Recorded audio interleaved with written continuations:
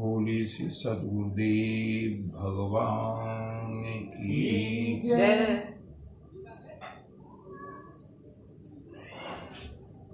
श्री गुरु चरण सरोज रज निज मन मुकुर सुधार वरणं रघुवर विमल यश जोदायक फल चार बुद्धिहीन तनु जानिके सुमिरहु पवन कुमार बल बुद्धि विद्या देहु मोहि हरहु कलेश विकार।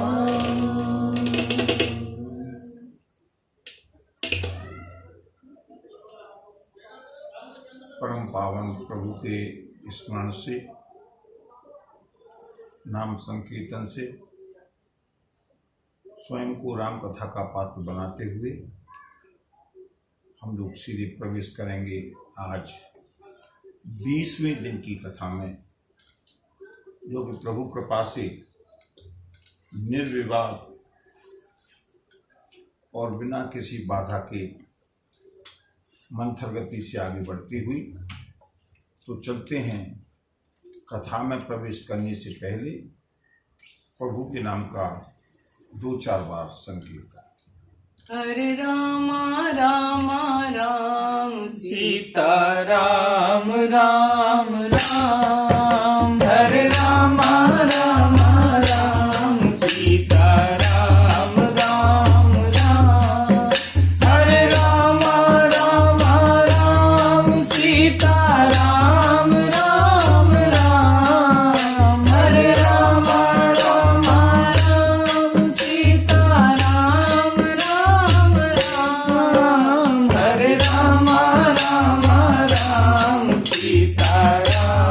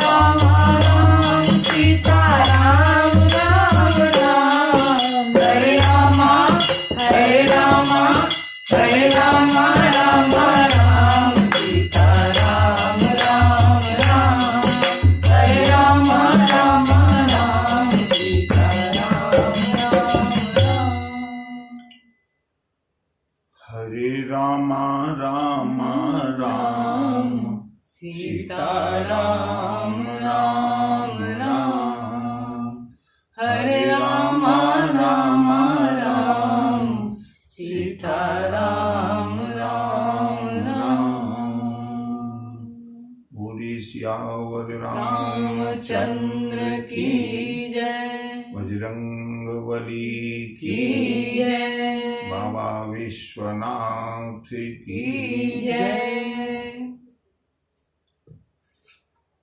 मंगल भवन अमंगल हारी मंगल भवन अमंगल हारी द्रवहु सुदशरथ अजिर बिहारी द्रवहु सुदशरथ अजिर बिहारी उमा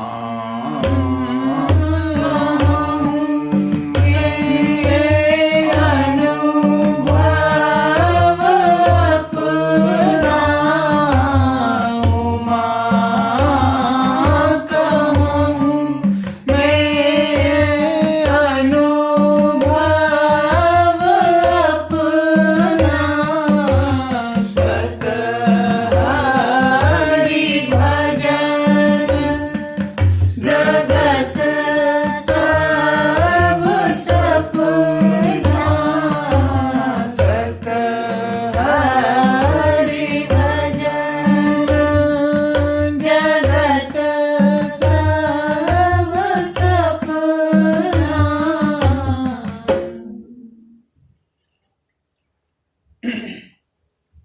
हमारे जीवन की मांग तब तक पूरी नहीं हो सकती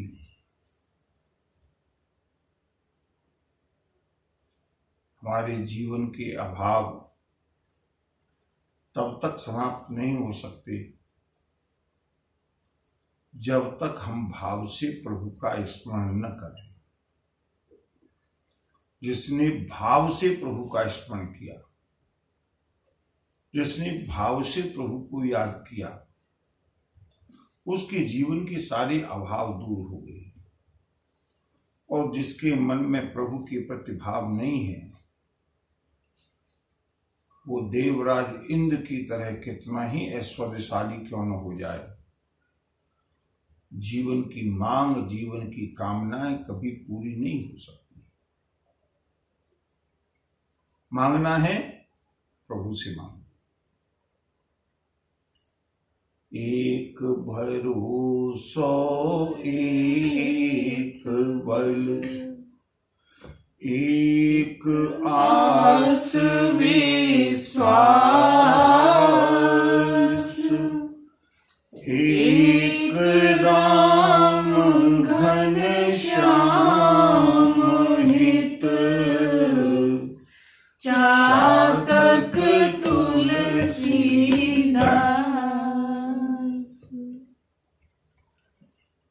एक बार एक सज्जन बड़े भगवत निष्ठ थे, प्रभु में बड़ी श्रद्धा थी, आस्था थी।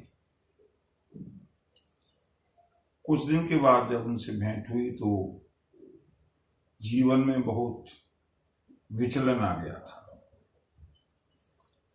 कभी किसी के पास दौड़ करके जाना, कभी किसी मजार पर जाना, कभी किसी देवता के पास जाना, कभी किसी ज्योतिषी के पास जाना। मैंने उससे पूछा कि जब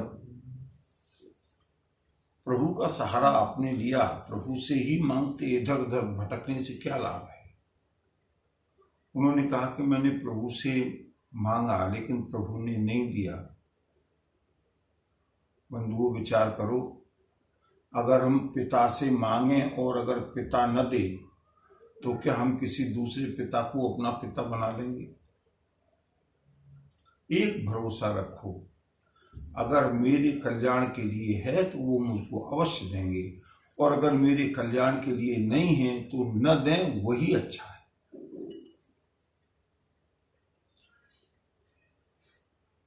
नरसी के पुत्र का स्वर्गवास हुआ,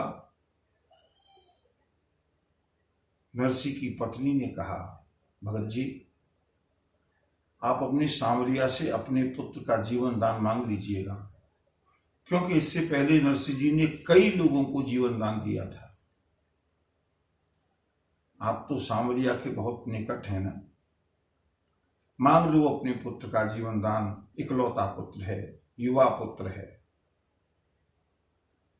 मैंने सुना है कि भक्ति में बड़ी शक्ति होती है। और नरसी जी ने जो उत्तर दिया, नरसी ने कहा, देवी, तुमने गलत समझा है। भक्ति शक्ति नहीं, भक्ति समर्पण है। अगर मेरे सांवरिया को जो प्रिय है वही मुझको प्रिय है, ऐसा मेरा जीवन का संकल्प है। फिर भी अगर मांगना है, गोस्वामी जी ने विनय पत्रिका में लिखा, भरोसो जाहि दूसरो सो करो, भरोसा जाहि दूसरो सो करो।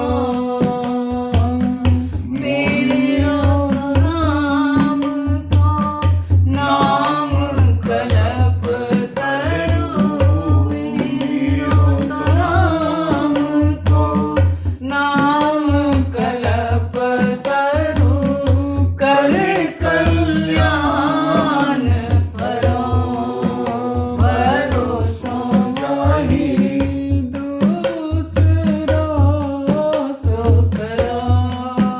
मांगना भी है। भरोसा जाहि दूसरो सो करो। प्रभु से मांगो। वहां जाने के बाद फिर मांगने की इच्छा ही समाप्त हो जाएगी। और बंधुओं,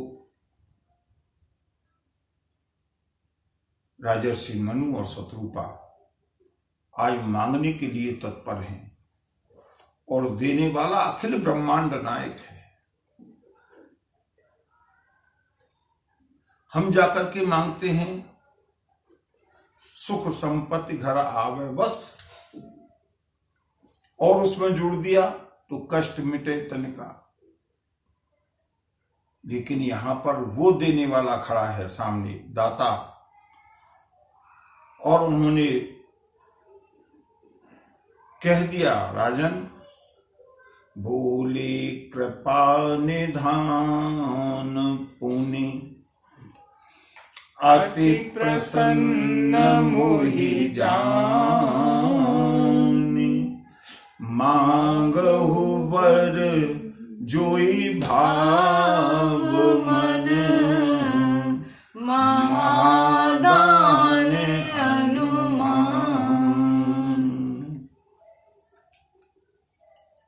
हे महाराज, आपको जो भी कुछ मांगना है, मुझको महादानी समझ करके, मेरे लिए कुछ भी अदेय नहीं है। जो चाहो मांग सकते हो, मांगो। राजर्षि मनु ने मांगने की भूमिका बनाना प्रारंभ किया। सुनो प्रभु, नाथ देखी पद कमल तुम्हारे, अब पूरे सब काम हमारे। एक लाल सा बड़े उर्माही, सुगम अगम कही जात सुनाई।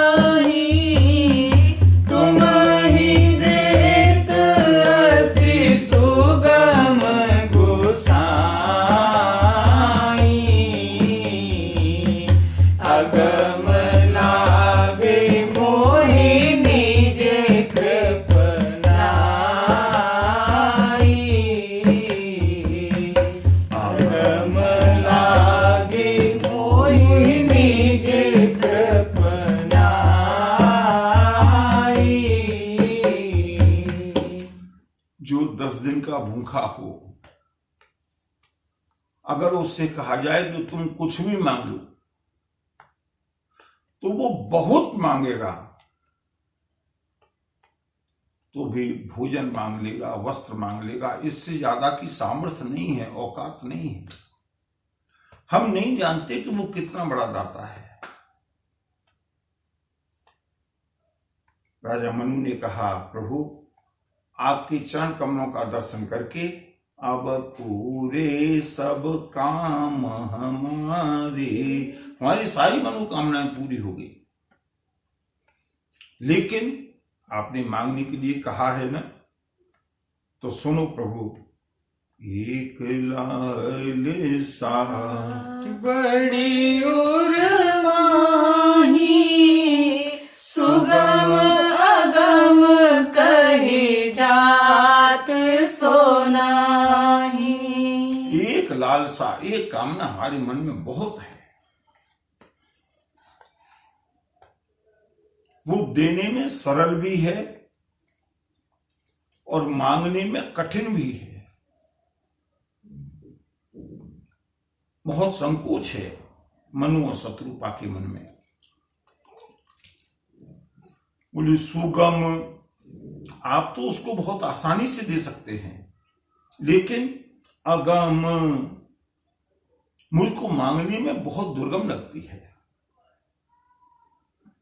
तुम ही देत अति सुगम घुसाई। आपके लिए तो वो देना कुछ भी नहीं है, लेकिन मुझको अपनी कृपणता के कारण बहुत बड़ी मनोकामना लगती है। इसलिए मनु महाराज ने कहा, प्रभु अब मैं तो कुछ मांगने की स्थिति में हूं नहीं, सो तुम प्रभु आप जानते हैं। सो तुम जानहु अंतरयामी पुरवहु मोर मनोरथ स्वामी। सकुच बिहाय मांगु नृप मोही, मोरे नहीं अदेय कछु तोई। सकुच विहाय मांगे नृप मोही, मोरे नहीं अदेय कछु तोई। राजर्षि मनु ने कहा, प्रभु मैं तो अब मांगने की स्थिति में हूं नहीं, और क्योंकि आप अंतर्यामी हैं, सो तुम जानहु अंतर्यामी। इसलिए मेरी आपसे प्रार्थना है कि बिना मांगे ही जो मेरे मन की कामना है, पूरवहु मोर मनोरथ स्वामी, आप मेरे मन की कामना को पूरा कीजिए। मैं आपसे क्या मांगू? और बंधुओं, कितनी सुंदर गजब का शब्दों का चयन किया है गोस्वामी जी ने। भगवान ने यहां पर अगली लाइन जो कही है, जरा शांति पूर्वक विवेक पूर्वक उसके अर्थ निकालिएगा। दो अर्थ हैं। भगवान समझ गए कि मनु महाराज क्या मांगना चाहते हैं। मनु महाराज मुझको पुत्र रूप में मांगना चाहते हैं, लेकिन उनका साहस नहीं हो रहा है मांगने का। इसलिए पहला अर्थ भगवान ने कूट रूप में कहा, गुण रूप में कहा, राजन सकुच बिहाय मांगु नृप मोही। राजन मुझसे संकोच छोड़ करके तुम कुछ भी मांग लो। सकुच विहाय, संकोच को छोड़ करके, मांगो नृप मोही, मोही माने मुझसे तुम कुछ भी मांग लो। मोरे नहीं अदेय कछु तोही, ऐसी कोई चीज नहीं है जो मैं तुमको नहीं दे सकता। और इसका दूसरा अर्थ, प्रभु मन की भाषा को जानते हैं ना। प्रभु ने कहा, सुनो मनु महाराज, सकुच बिहाय मांगो नृप मोहि मोरे नहीं अधेय कछु तोहि मोरे नहीं अधेय कछु तोहि। हे राजन, तुम संकोच छोड़ करके मांगो नृप मोहि, तुम मुझको ही मांग लो। तुम मुझको मांगना चाहते हो ना पुत्र रूप में, तो सुनो मैं कह रहा हूं, लेकिन मांगो तो सही। संकोच छोड़ करके मांगो नृप मोहि, मुझको मांग लो, यही तो तुम्हारी इच्छा है। मोरे नहीं अदेय कछु तोहि। बंधु, अगर हम भगवान को भी मांगे ना तो भी भगवान को आदेय नहीं है। हम भगवान से क्या मांगते हैं? ऐसा लगता है जैसे कल्प वृक्ष के नीचे जाकर के हमने सुख संपत्ति नहीं मांगी, जैसे कल्प वृक्ष के नीचे जाकर के हमने मूली और गाजर मांग लिया। इतना बड़ा दाता मांगो। और बंधुओं, यहां पर राजर्षि मनु मांगना प्रारंभ करते हैं। और कैसे मांगा जाए किसी से भी, मैंने कहा ना रामचरितमानस में नीति शिक्षा किस तरह से हमको जीवन जिया जाए। अगर कभी किसी से जरूरत पड़ जाए मांगने की तो कैसे मांगे? भाई हमको 1000 रुपए की जरूरत है, दे दो, कोई दे देगा? भाई हमको 2 लाख रुपए दे दो, सीधा मना कर देगा, भाई मेरे पास 2 लाख रुपए नहीं है। मांगने की क्या कला है, कम से कम इतना ही सीख लें संसार में। मनु महाराज मांगते हैं, मांगने से पहले कितने विशेषण लगाए हैं प्रभु के लिए। दान शिरोमणि कृपा निधि, हे दानियों में शिरोमणि, हे कृपा के निधान, नाथ कहूं सत्य भाव। मैं अपने सच्चे हृदय से कहता हूं, अपनी मेरा मन का जो सच्चा भाव है वो ये है कि चाहूं, मैं चाहता हूं। और क्या चाहता हूं? मांगते मांगते भी संकोच कर गए, साहस नहीं हुआ। चाहूं तुम ही समान सुत, मैं आपके जैसा बेटा चाहता हूं, आपके जैसा पुत्र चाहता हूं। प्रभु सन कवन दुराव, प्रभु मैं आपसे क्या छिपाऊं, मेरे मन की कामना यह है कि मैं आपके समान मेरा पुत्र हो, आपके समान मेरा बेटा हो। और बंधुओं, जब निश्चल प्रेम देखा है राजा का, भगवान प्रभु श्री राम ने, तो देखी प्रीति सुनी बचन अमोल, एवं अस्तु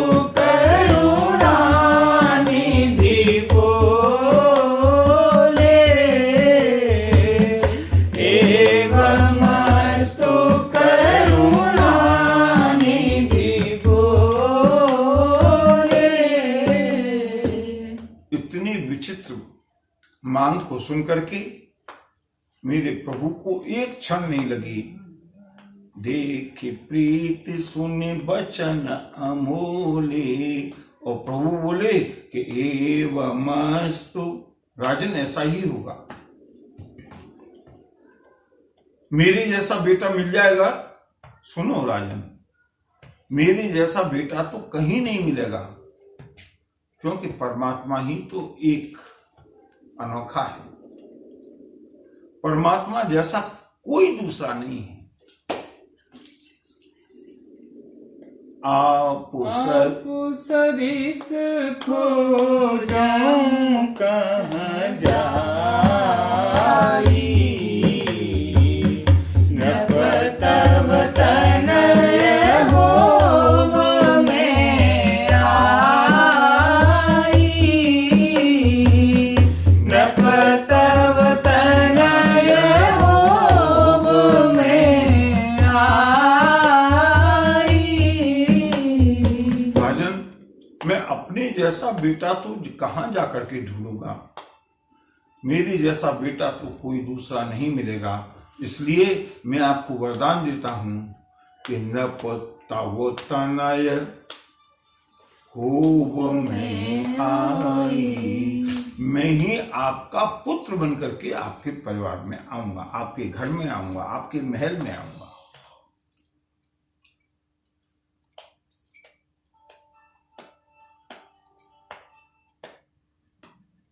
तपस्या कितने लोगों ने की है? 2 लोगों ने।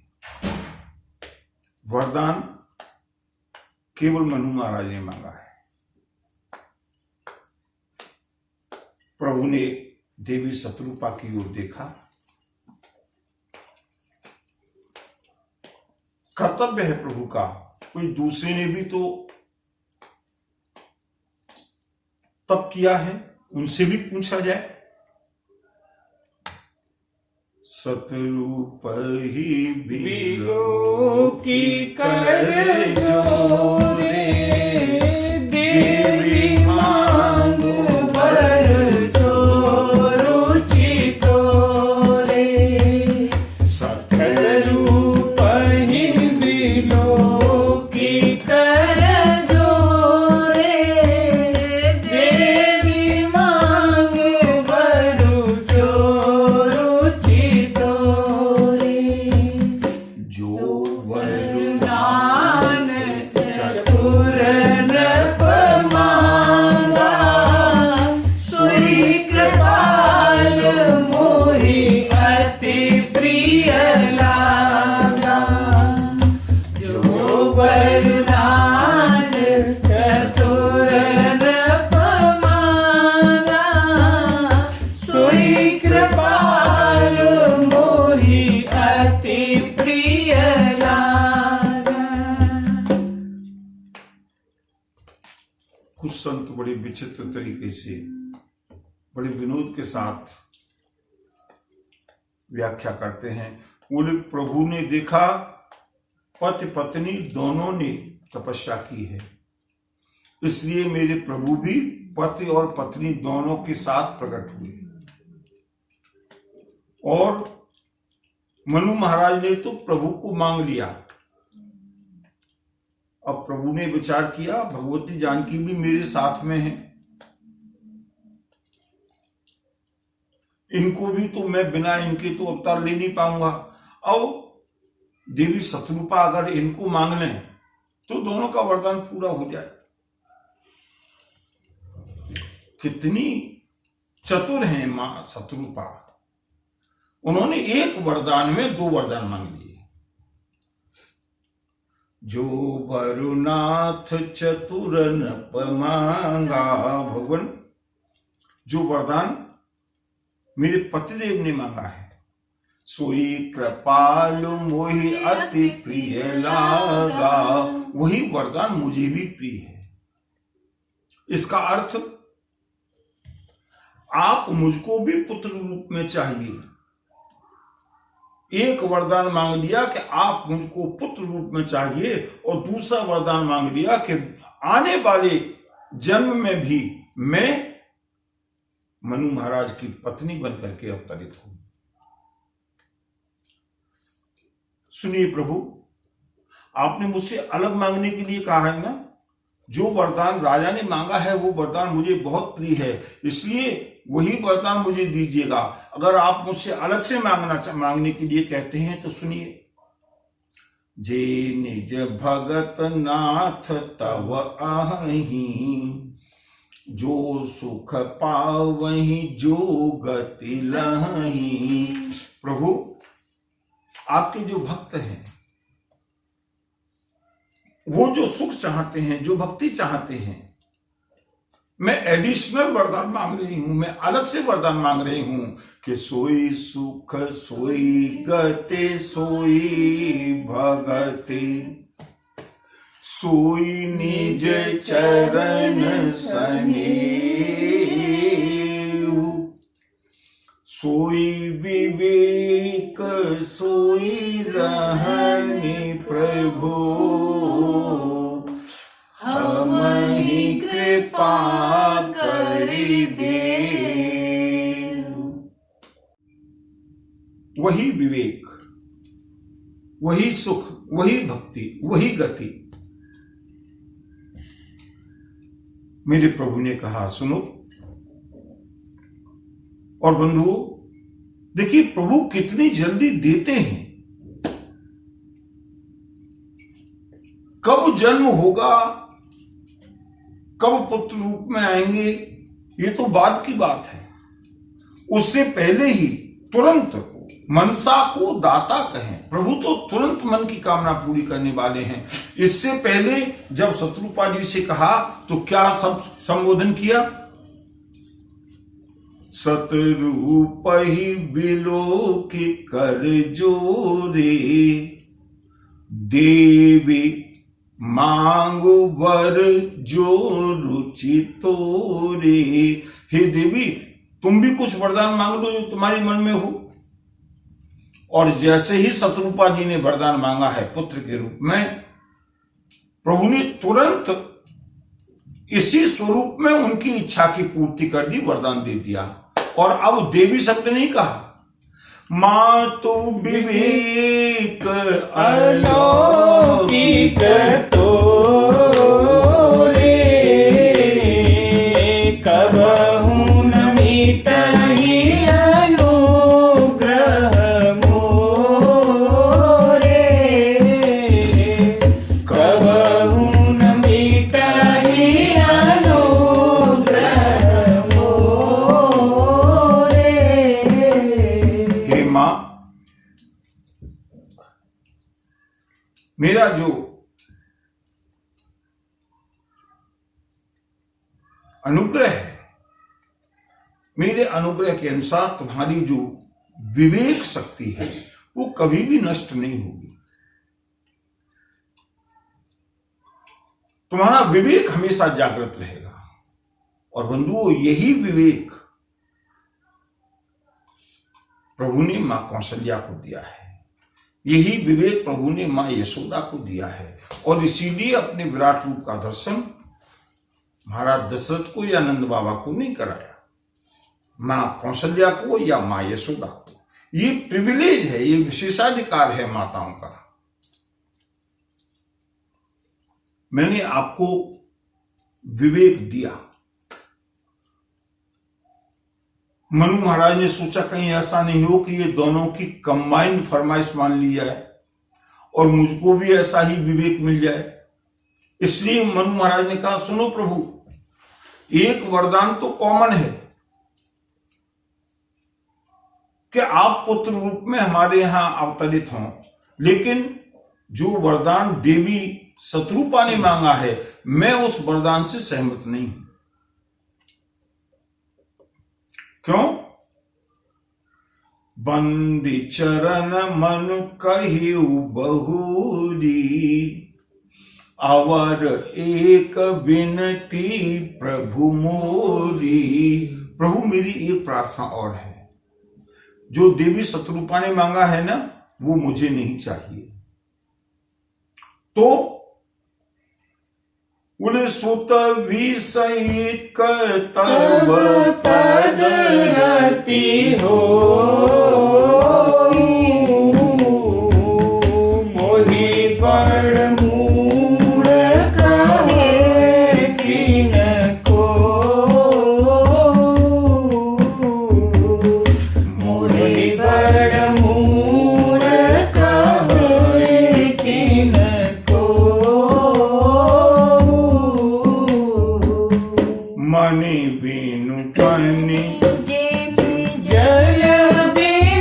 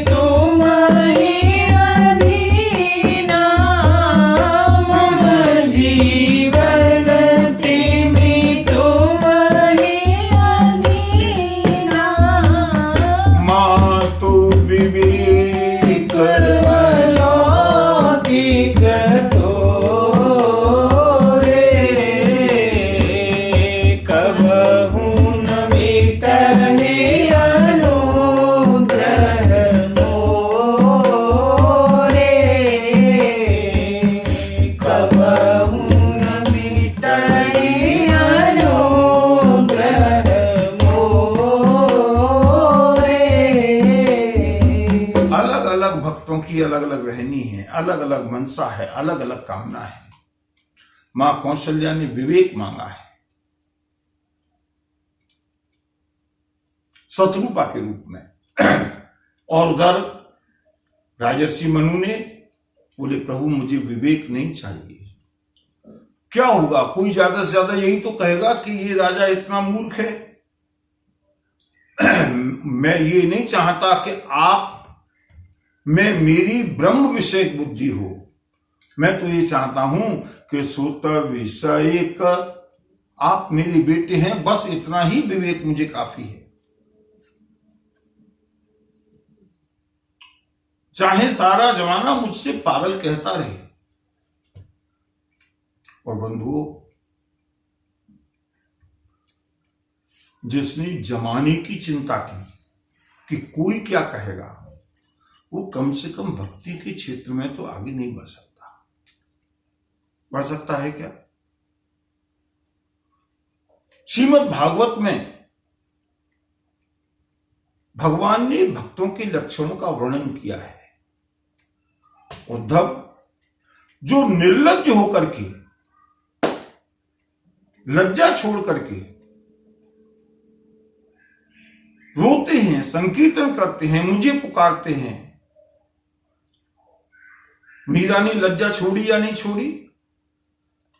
या तो दुनिया का प्रमाण पत्र ले लो या मेरे प्रभु के दरबार की चाकरी ले लो।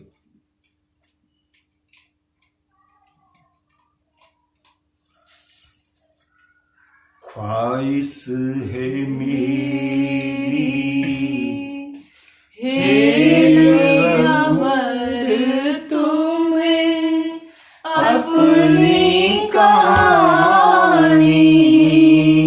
सुनाती रहूं। ख्वाहिश है मेरी हे अमर तुम्हें अपनी कहानी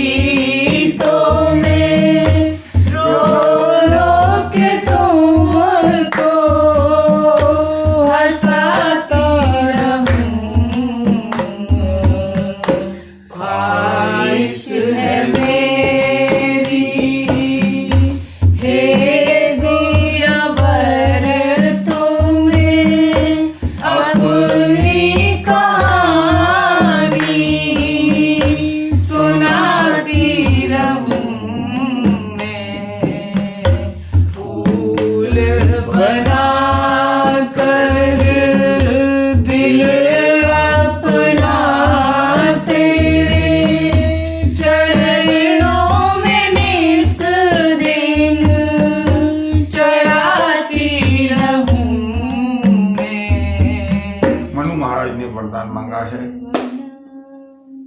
प्रभु ने दोनों को आश्वस्त किया। पूर्व में अभिलाष तुम्हारा, सत्य सत्यपन सत्य हमारा। माता पिता पहले से ही प्रभु ने स्वीकार कर लिया। मां तू विवेक, हे मां, हे तात, मैंने आपको जो आपकी इच्छा थी वो वरदान दे दिया और अब ये वरदान सत्य होने वाला है। लेकिन क्योंकि मुझको लीला आगे करनी है और अकेले लीला हो नहीं सकती, इसलिए आदि शक्ति जेहि जग उपजाया, सो अवतरी मोरे यह माया, सो अवतरी मोरे यह माया।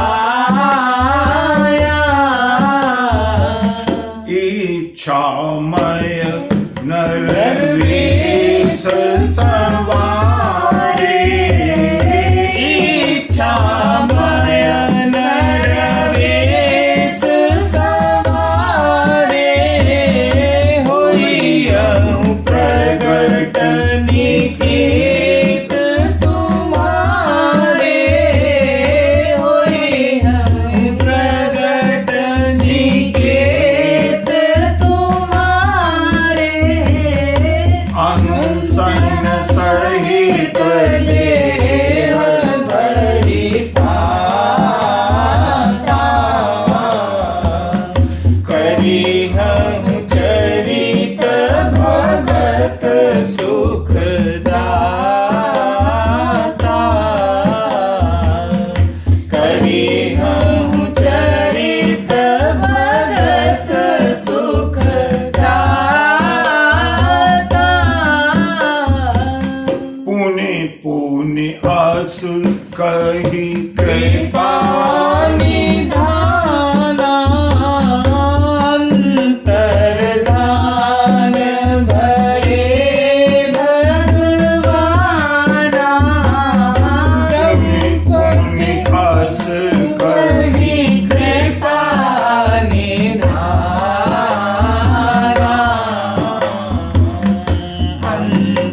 अंतर्धान भये भगवाना,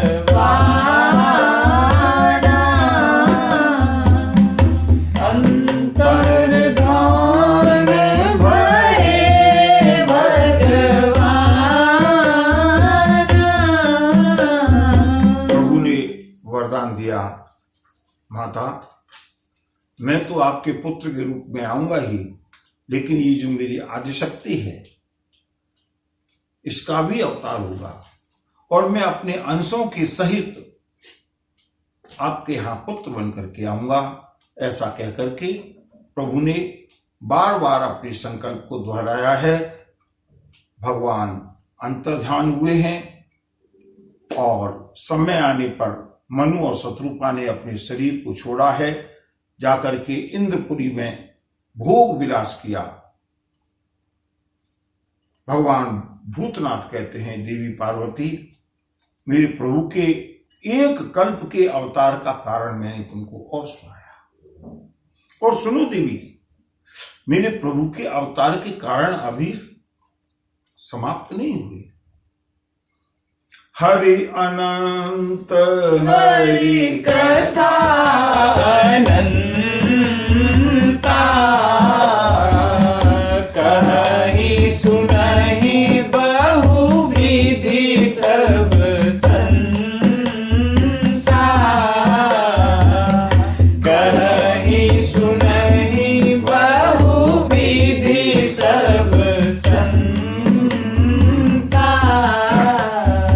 मैं दूसरे कल्प का कारण बताता हूं, और बंधुओं भगवान शंकर एक और कारण बताने लगे बंधुओं, लेकिन मेरा अनुरोध ये है क्षमा याचना के साथ। आज 20वां दिन हो गया इस राम कथा को अविरल रूप से चलते हुए, मन में एक उत्कंठा है कि प्रभु श्री राम के जन्म का जन्मोत्सव हम लोग मनाएं शीघ्रता से। इसलिए अगले कारण को अगर हम कथा में जोड़ भी दें फिर भी कारण तो समाप्त नहीं होंगे, क्योंकि प्रभु अनंत हैं। भगवान भूतनाथ ने कहा, कैकेयी देश में एक राजा रहे सत्यकेतु, उनके पुत्र का नाम प्रताप भानु है।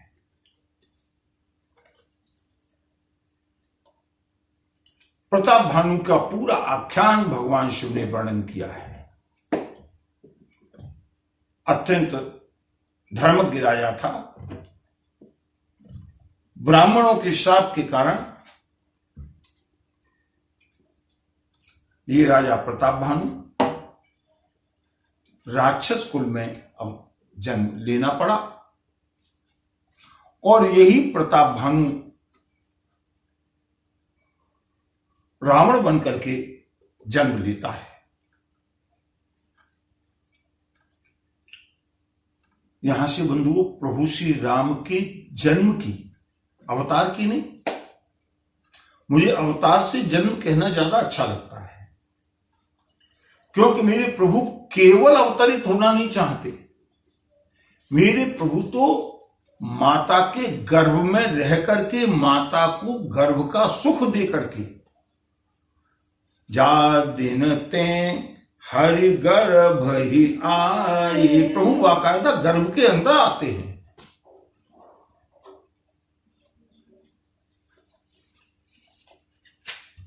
राम जन्म की ओर चलते हैं, और इधर इन कारणों से, जितने भी कारण बताए गए,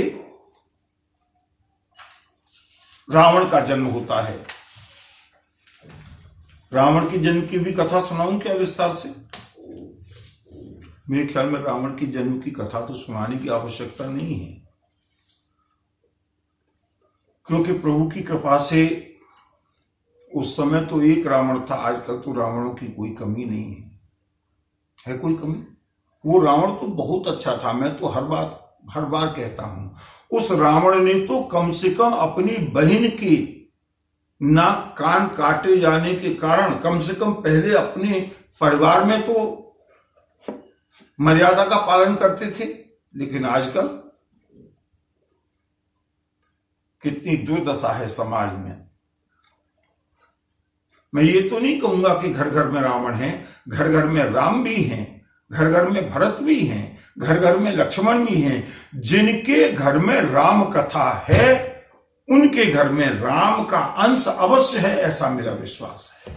और जो राम कथा से विमुख हैं, जिनको भारतीय संस्कृति से कोई लेना देना नहीं है, विश्वास मानिए, रावण कौन है, रावण का क्या आचरण है, गोस्वामी जी ने संक्षेप में लिखा, उसी का मैं वर्णन करता हूं। अरे मां नहीं मां तो पिता नहीं देवा, साधुन सन करवा वहीं सेवा, जिनके यह आचरण भवानी, जिनके यह आचरण भवानी, ते जानहु निशिचर सब प्राणी, ते जानहु निशिचर सब प्राणी। मांगई मां तो पिता नहीं देवा,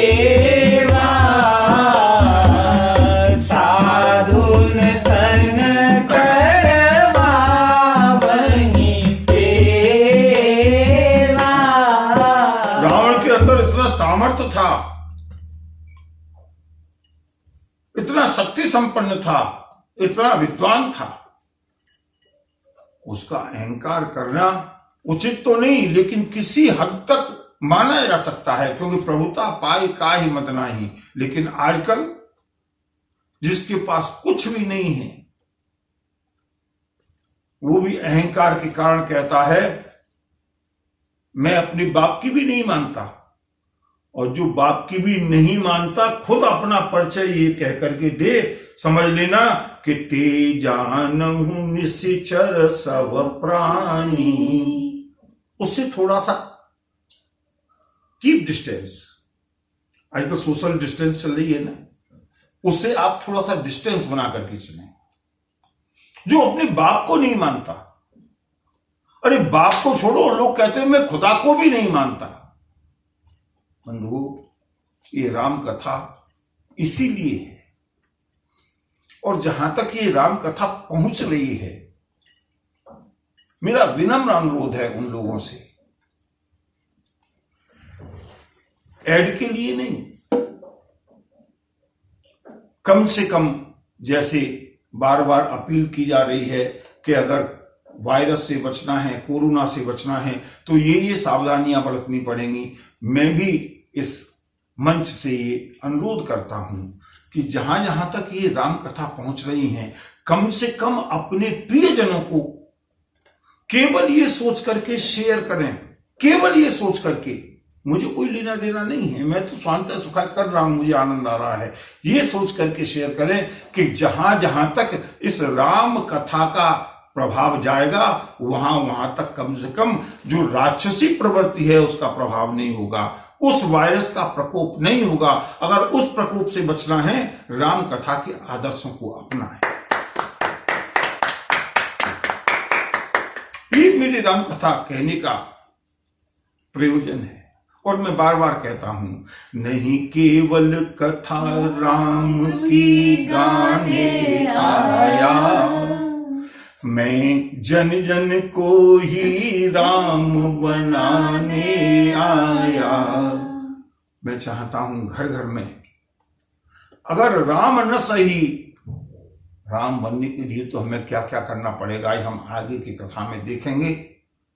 प्रत्येक चाहता है कि मेरे घर में राम का जन्म हो, प्रत्येक चाहता है कि मेरे घर में सीता जैसी बहू आए।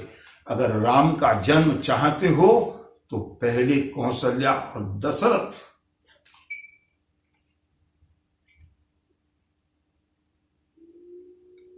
बनना पड़ेगा। अगर सीता जैसी बहू चाहिए तो पहले दशरथ और कौशल्या बनना पड़ेगा। इन आदर्शों को हम आगे देखेंगे, लेकिन बंधुओं, मैं चाहता हूं ये राम कथा का जो लाभ है वो घर घर तक पहुंचे। आगे की कथा, रावण का जन्म हुआ है, 10 सिर ताहि 20 भुज दंडा, और रावण नाम वीर वर बंडा।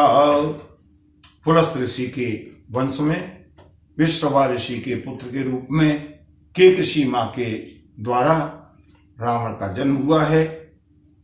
कुंभकर्ण और विभीषण इनके भाई हैं। अत्यंत गहन तपस्या की है तीनों ने, और इसके आगे का इनका आचरण ज्यादा समझाने की आवश्यकता नहीं है, लेकिन फिर भी कथा के लिंक के रूप में लेते हुए रावण के इस प्रसंग से आगे कल हम चलेंगे प्रभु श्री राम के जन्म प्रसंग की ओर। बोलिए भक्तवत्सल भगवान की जय। नमः पार्वती पतये हर हर महा